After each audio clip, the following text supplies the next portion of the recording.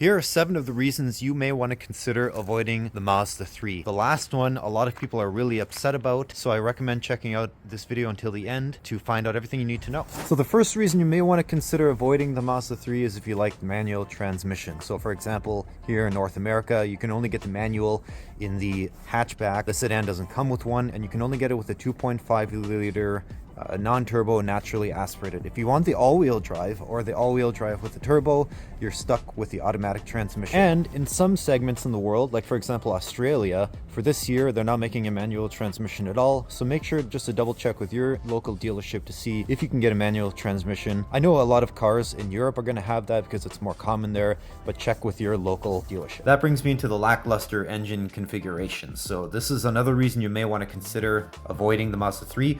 Some countries are only getting the 2 liter now, and so for example in North America you can get the 2.5 liter naturally aspirated, so non-turbo Mazda 3, and you can also get it with the turbo. But in some countries and segments of the world, for example Indonesia and the Philippines and Europe like Germany and the UK, you can only get the 2 liter Mazda 3, which doesn't make much sense to me because the 2.5 liter is much more enjoyable to drive.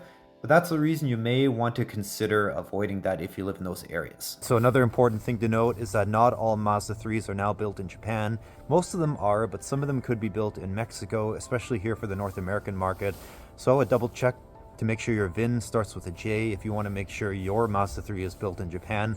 And this may not be a deal breaker for you, but it could be a reason some people may want to choose to avoid this car if you like your car to be built in Japan, especially those that come from Japan. This reason to avoid the Mazda 3 is one that annoys me every day, even though I love my car, and it's the automatic seats. I like sitting really down low in my car because I'm 6'2", or about 189 centimeters, and the seat just doesn't go down far enough for my liking. I feel like I'm sitting too high up in the car.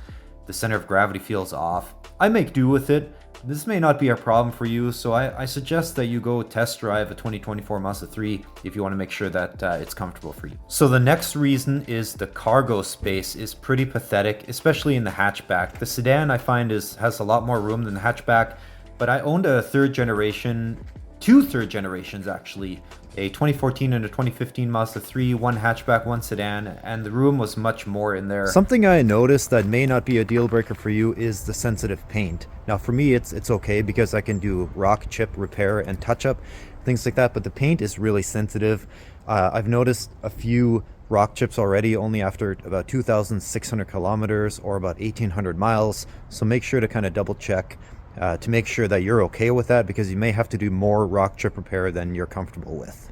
So this is the last feature I was talking about. A lot of people don't like this, and a lot of people wish that the Mazda 3 would not have this. And what I'm talking about is cylinder deactivation. So when you're cruising in the city or on the highway, it'll turn off 2 cylinders in order to increase fuel economy. Now, I haven't really personally seen much of an increase to fuel economy compared to my last Mazda 3s, which didn't have cylinder deactivation. Some people complain about vibrations or abrupt changes to the power output while cylinder deactivation turns on or off, but I do have to say, for me, it doesn't bother me, and I haven't really noticed it, to be honest with you, and I'm really also not worried about the long-term reliability due to Mazda's reputation. Here are some amazing features of the Mazda 3. Some of them are pretty hidden, and I think you're going to kind of like these and find them pretty cool, so make sure to check out this video next.